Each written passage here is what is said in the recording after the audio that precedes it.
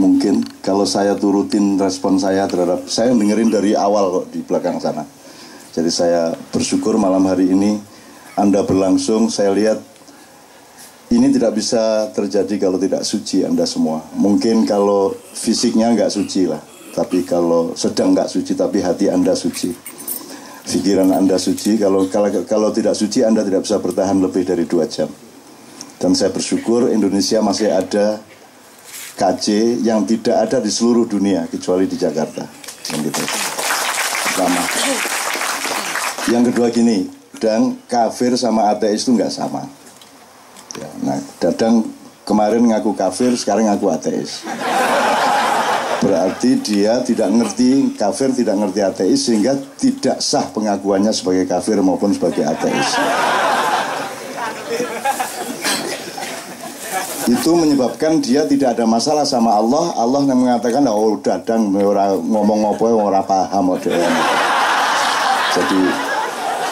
Jadi gini, dan kalau kafir itu ada Tuhan tapi diingkari.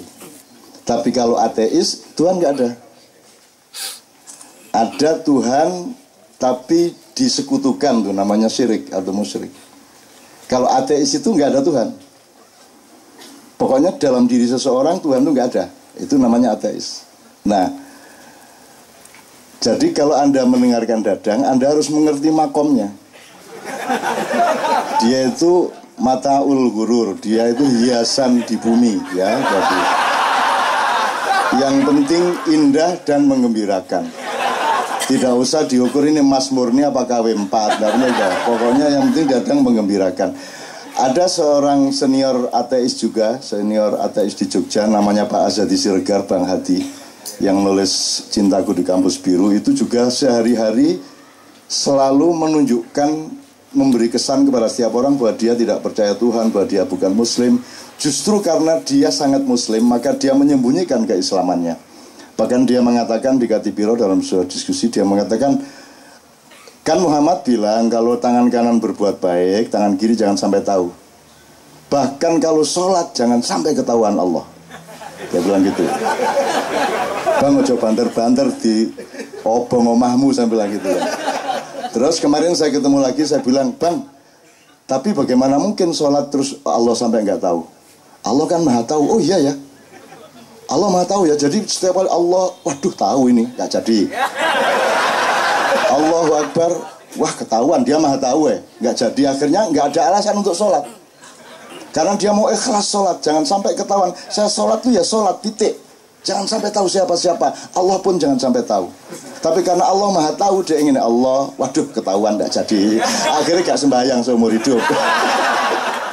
Nah Dadang itu sejenis itu. Dadang itu pokoknya cari akal bagaimana supaya Tuhan tidak marah ketika dia tidak sholat, tidak puasa, bilang dirinya demi Tuhan saya ateis, segala macam itu kan tidak akan diterima Tuhan. Dan kamu tidak akan saya akui sebagai kafir, tidak akan saya sebagai ateis. Wong tidak logis sama sekali kamu itu. Ya sudah sana mau masuk surga kamu, kan gitu. Karena tidak ada alasan masukkan neraka. Apanya yang dosa apanya? Ya sudah miskin, kurus. Bagaimana mau memberi rizki, wong dia kemana-mana cari rizki, kan gitu ya. Berarti jangan tenang ya, beres ya. Gitu. Jadi Dadang itu hiasan hidup. Anda harus melihat dia sebagai sumber kegembiraan itu pertama. Jadi gini Mas, gini aja. Sebenarnya nanti saya akan ngomong asal kenapa kok ada judul ini. Singkat kata asal usulnya itu Kadipiro, pusatnya Ma'iyah, koordinatornya itu kasih saran. Lingkaran-lingkaran Ma'iyah di Purwokerto, di Pemalang, di Semarang, Surabaya, Jombang, Malang, Jakarta dan semuanya itu diminta untuk 2 hal. Yang pertama, mengungkap kembali makna sejati dari Al-Quran mengenai jihad dan syahid. Syukur ada istilah-istilah lain, termasuk Islam itu apa, syirik itu apa, bid'ah apa, kalau bisa dielaborasi kembali, karena sudah dibiaskan dan dimanipulir habis-habisan. Nah sekarang Anda tahu orang bilang Allahu Akbar untuk nembak, Allahu Akbar untuk membunuh. Dan sekarang orang juga untuk menandakan Islamnya kan setiap kali dalam kalimat syahadah, supaya ketok Islam gitu kan. Dan gak karu-karuan. Istri saya Mbak Fia ke Bandung, dijebak oleh temennya, ternyata ikut pengajian ibu-ibu. Terus ibu-ibu tanya, loh Mbak Novia tinggal di mana? Di Jogja Bu. Subhanallah, di Jogja.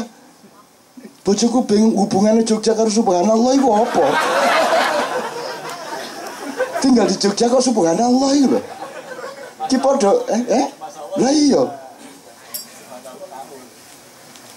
Kok tinggal di Jogja kok subhanallah, itu sama dengan di TV. Ibu kok bisa di depan HI ini, aslinya saya dari Magelang Pak. Luar biasa, dari Magelang. Loh dari Magelang kok luar biasa gitu. Di Indonesia ini nanti saya akan ngomong, udah nggak ngerti bedanya permata dengan batu, udah nggak ngerti bedanya emas dengan kerikil. Ini kunci malam hari ini, ya kuncinya. Tapi nanti dulu. Jadi kita kembali ke subhanallah tadi. Jadi setahu saya subhanallah itu kan mengingat kesucian Allah. Maka alasannya adalah kalau kita melihat sesuatu yang kotor, kita sebut kesucian Allah, kan begitu. Ada orang korupsi, subhanallah, karena korupsi itu kotor. Kalau alhamdulillah jelas lah, ada cewek cakep, alhamdulillah, gitu kan, beres gitu. Padahal melenduk ya. Alhamdulillah. Terus gue jadang, mana cak alhamdulillahnya gitu ya. Kalau astagfirullah jelas kita menemukan yang kotor dan buruk dalam diri kita, maka kita bilang astagfirullah. Jelas, simple. Alhamdulillah sama. Tapi kalau subhanallah, apalagi Allahu Akbar, itu Anda tidak logis mengucapkan Allahu Akbar kalau Anda tidak terkagum-kagum atau terkejut atau terpana atau tergetar oleh kebesaran ciptaan Allah. Jadi guys, demo Allahu Akbar. Lah apa ke demo Allahu Akbar? Apa rek aku sebut-sebut rek Gusti Allah dari langit ngomong gitu ngene. Apa aku sebut-sebut itu? Kamu nggak kagum apa-apa kok mau bunuh orang kok Allahu Akbar. Allahu Akbar itu kan tadi terusannya Rabbana ma khalaqta hadza batila. Jadi Allahu Akbar itu puncak perintah Allah untuk meneliti dirimu sendiri, meneliti alam, meneliti kehidupan.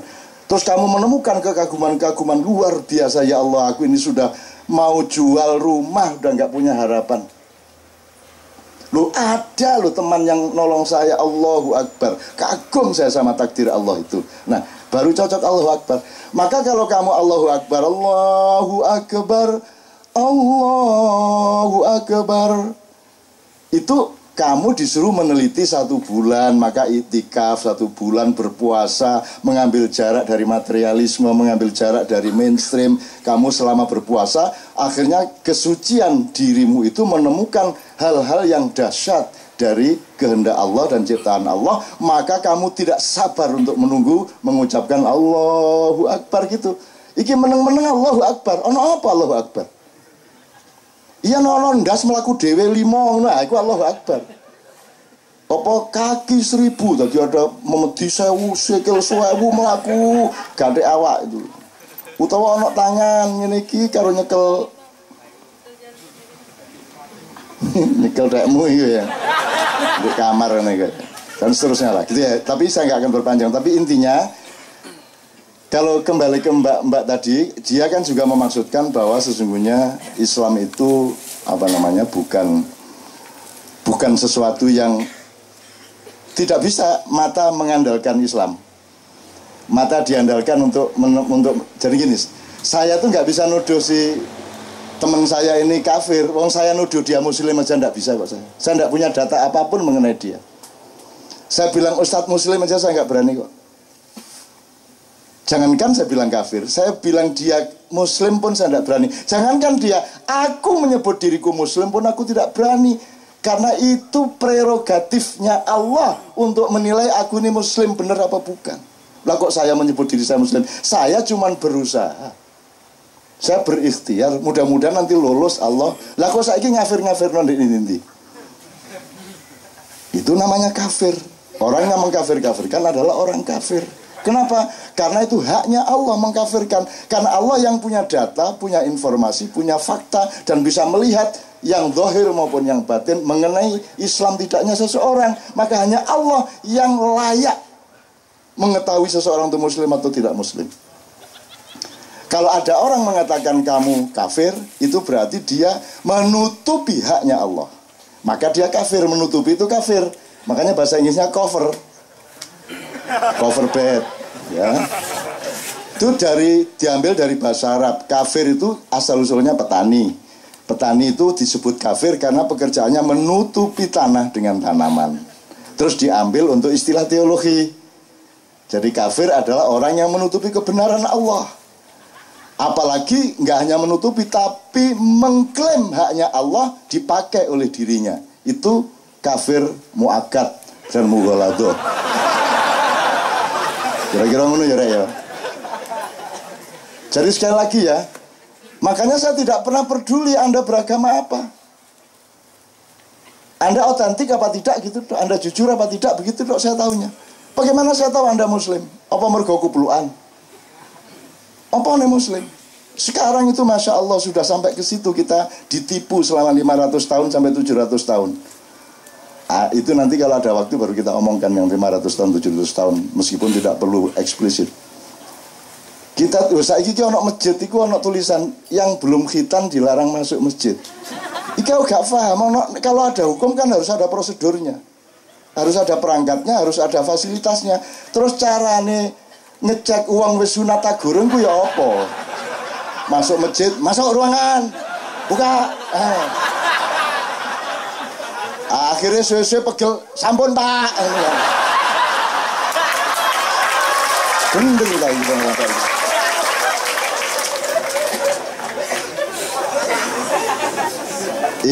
Ini kalau diperlebar banyak sekali ini, tapi saya mohon maaf kepada MUI, saya mohon maaf kepada teman-teman yang lain. Saya bukan apa, saya cuman urun logika, urun akal sehat.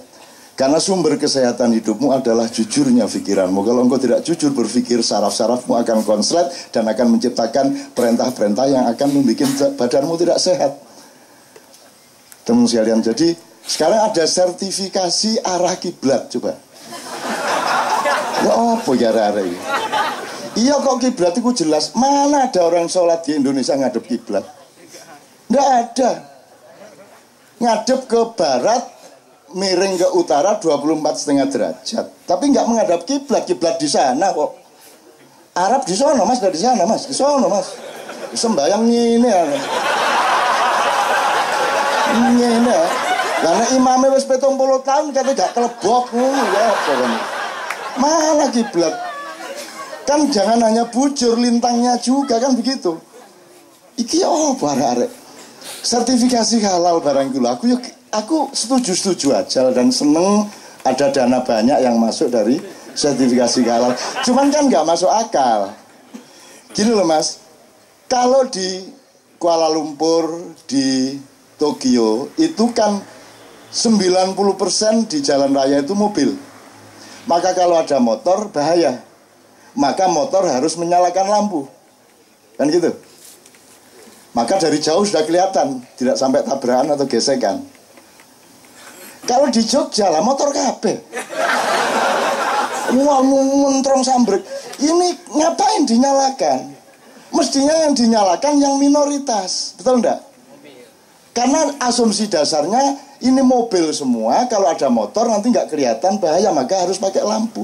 Kalau di Indonesia sekarang motor boleh kemana-mana, di mana-mana motor sih nyentrong loh. Apa nggak terbalik? Di Amerika mayoritasnya tidak Muslim, maka asumsi dasarnya makanan itu haram, maka dibutuhkan sertifikasi halal. Di Indonesia mayoritas Muslim, semua makanan relatif halal, maka yang dibutuhkan sertifikasi haram. Gimana sih?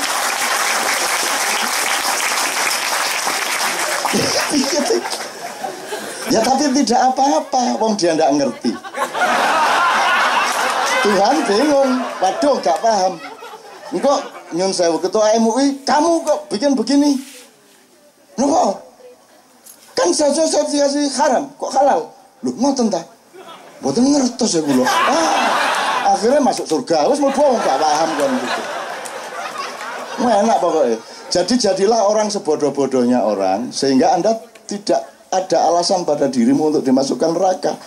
Begitu si Sapa jenenge malaikat Malik mau menyeret, sebentar, apa ini kok saya dimasukkan neraka? Loh kamu dulu kan nandatangani surat sertifikat halal, sebenarnya kan haram. Loh kok ngoten? Loh gini loh, terus terus malaikat Malik ngekei makalah ini loh, lihat makalahnya gini. Ini seperti motor dan mobil, halal dan haram gini. Wah ngoten ta. Wah mboten kondo bian-bian sampean. Mboten roh loh. Akhirnya wis mlebu swarga, gak masalah. Tak dongakno semua mlebu swarga. Gitu loh. Kan iku karo swarga cek kepincrute kan iku. Swarga karo Indonesia iki padha. Wis ngene iki swarga iki kira-kira. Pokoke angger atimu ngene iki berarti wis swarga. Gitu loh, tenang aja. Bahkan di sana nanti agak masih meragukan saya itu. Arep dangdut tuku kaset ning ndi?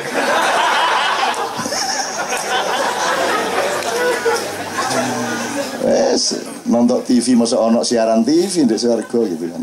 Enggak, maksud saya itu mbok fokus sama Allah aja. Kalau Anda cari surga mungkin dapat surga, tapi belum tentu dapat Allah, karena Allah nanti menjebak kamu. Kamu lah cari surga ndak cari aku. Jadi Tuhan malas betul masuk ke surga.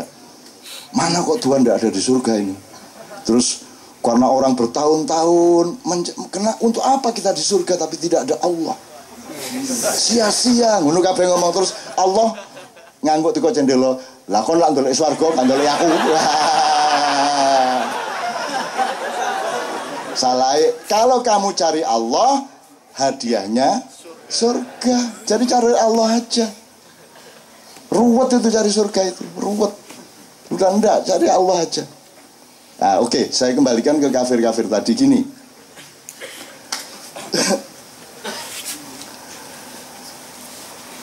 Kan tadi Tuhan tidak ada, Tuhan ada tapi diingkari, Tuhan ada tapi disekutukan. Kira-kira 3 itu ya. Mungkin ada variabel-variabel. Ketika ini kan bisa kata benda, kata kayak yang diomongkan Sabrang tadi. Loh, teman-teman Kristen ya percaya kok kalau Muhammad itu nabi kan gitu. Sebenarnya syahadat itu bersaksi apa mengakui?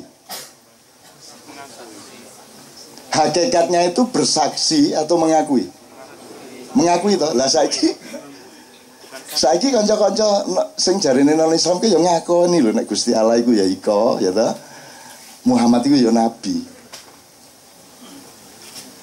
Nek menurut Sabrang, nek ngono Islam bisa. Gitu loh. Kan tidak ada syarat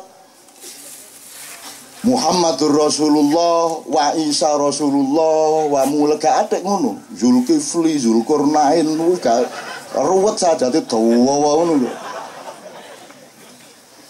Nah, syahadat itu formal apa substansial? Substansial. Kalau substansial kan tidak tergantung kamu mengucapkan apa tidak. Sebab kalau harus mengucapkan ini tidak berlaku untuk orang bisu. Mangkel wong bisu.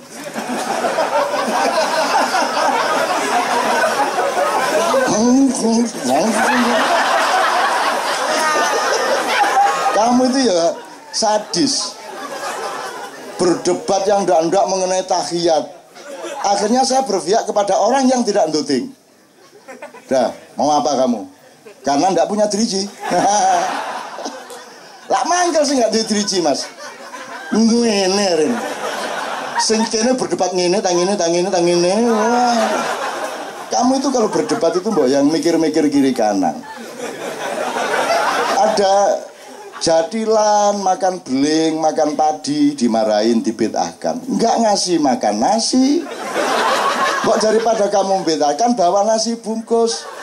Anane kula mangan beling niki mboten iso tuku sego, Pak. Gimana sampean bid'ahno mbok sampean mriki nggawa sego ngono lho, Dul.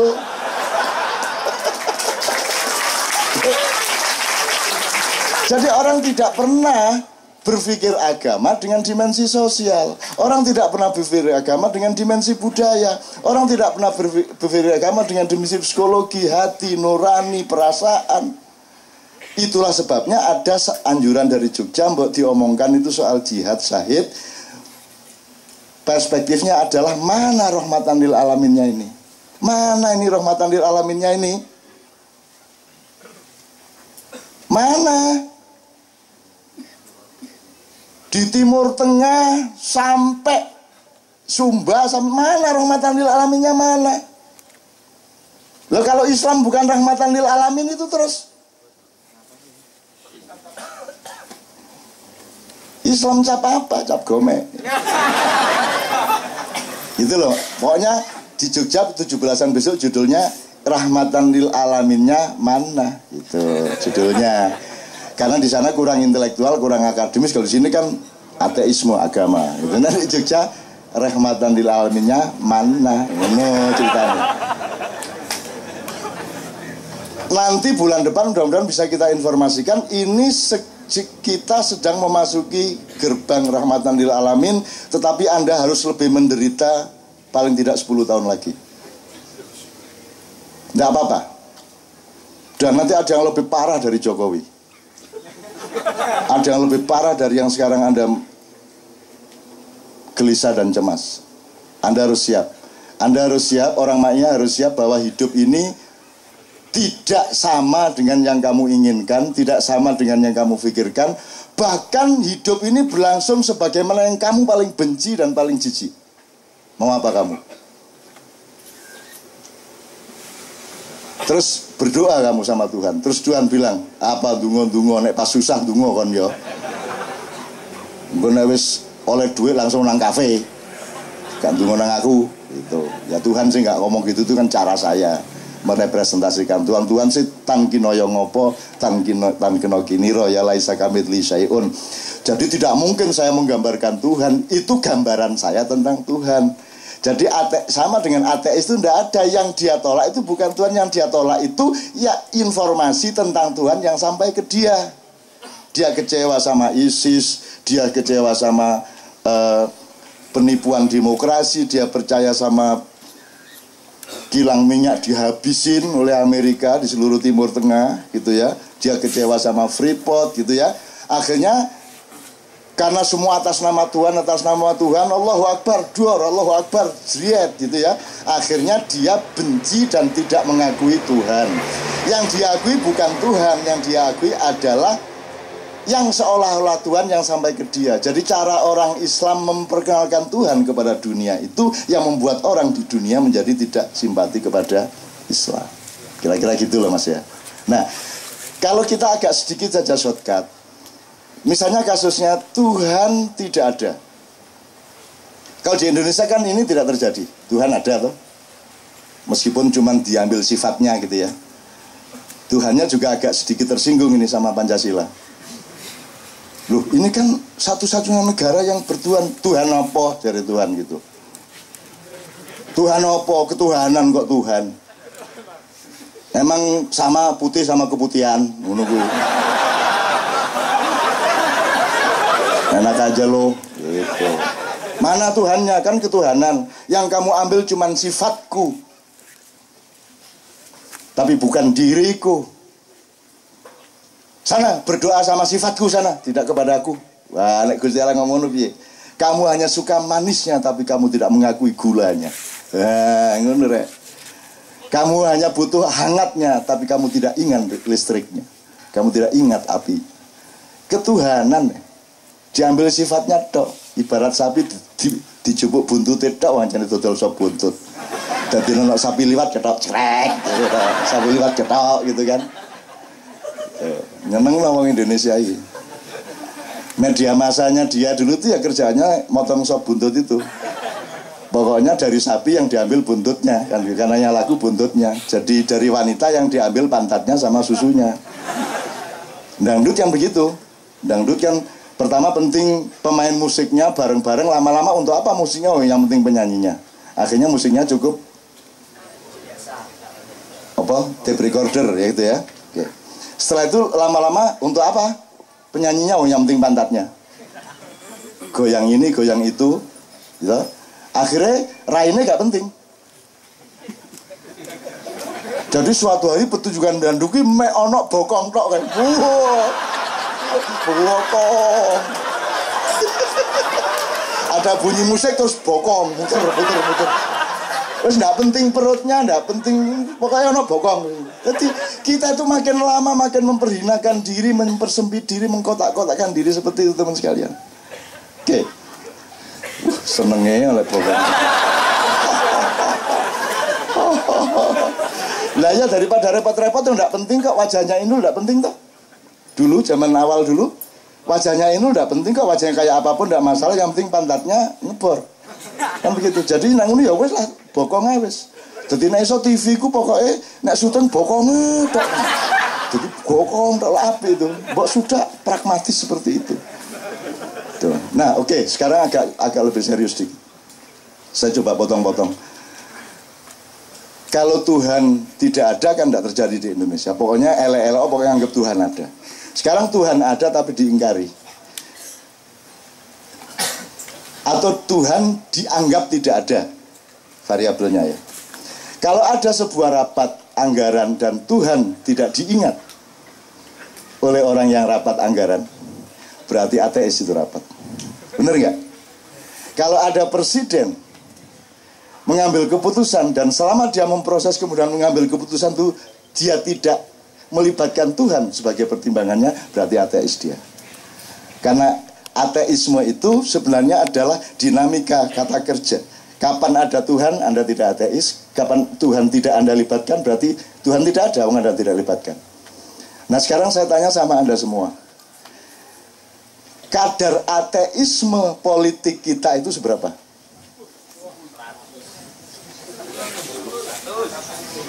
Nah kira-kira ini ya Mas ya. Jadi maksud saya, kamu dengan judul ini besok ke Bandung pulang, ke Tangerang pulang, ngelihat dengan mata pandang ini, oh Tuhan tidak diajak runding, Tuhan tidak dijadikan pertimbangan, berarti ateis. Kan enggak terus jadi orang Islam tuh syahadat sekali terus Muslim, ya enggak dong. Gendeng pak, enggak lah. Tuhan menunggu kesetiaan, karena konsistensi tadi itu. Apapun yang terjadi, Tuhan adalah faktor utama hidup saya, subjek utama. Makanya sholat itu untuk latihan. Jadi kalau Anda di pasar, di warung, di kantor, Allah di sampingmu, maka engkau menyebut ilaihi, ya, dia. Tapi kalau Anda sholat, Allah di depanmu, maka Anda menyebut iyaka na'budu wa iyaka nastan, karena Allah di depan kita, kita berhadapan. Nanti ada peristiwa rohania di mana Allah bersemayam di dalam kesadaranmu. Ini kalau diteruskan menjadi thariqat la ilaha illallah, la ilaha illa anta, la ilaha illa ana. Nah, ini bahaya ini, jangan diumum-umumkan. Dadang seneng ini. La ilaha illa ana, la ilaha illa ana, la ilaha illa ana. Jadi Allah sebagai dalam tanda petik pihak ketiga, pihak kedua dan pihak pertama. Itu untuk latihan. Supaya ketika kamu ngurusin kehidupan di pasar, di kantor, di tempat pekerjaanmu, Allah tetap menjadi faktor utama. Meskipun dia tidak di depanmu, paling tidak dia di sampingmu. Kalau dia di sampingmu, dia ada di dalam dirimu. Makanya konsep manunggaling kawula lan Gusti di Jawa itu bukan raja bersatu dengan Tuhan, tetapi di dalam kesadaran si raja itu Allah sama hambanya Allah itu menjadi satu. Maka dia tidak berani khianat kepada Allah karena akan mencelakakan rakyatnya, dan tidak berani dia menyakiti rakyatnya karena akan diadab oleh Allahnya. Kan begitu namanya mangununggaling kawulan Gusti. Susahnya Raja Jawa 500 tahun tidak ngerti ini. Karena aslinya mereka bukan Raja Jawa. Nah, tapi kok kapan-kapan. Ini Jogja sedang konflik, keratonnya dan seterusnya. Tapi tentang tidak usah lah. Ini masalah kecil lah, masalah kecil. Ini, waduh kalau dibuka ini gawat ini. Pokoknya tapi kira-kira ngono maksudnya yang itu Mas ya. Sekarang Anda mau jualan, Anda mau menghamili istri, Anda mau nyaur utang, Anda sedang pusing. Ketika Anda senang, libatkanlah Allah sebagai faktor utama di mana engkau bersyukur. Ketika engkau mendapat kesulitan, loh kok enggak melibatkan Allah, goblok men gue. Masa kamu dapat kesulitan, Allah bukan faktor utama? Apalagi dalam keadaan senang, kan gitu. Allah mengatakan bahkan barang siapa yang mengingatku, gimana Ustaz? Yang mengingatku pada saat berdiri maupun duduk. Ayatnya Ustaz Ananda hafal ini. Saya sengaja tidak menghafalkan supaya tidak terlanjur menjadi kiai. Terus nanti mereka nggak karu-karuan sama saya. Saya memang Vivi saja. Alladzi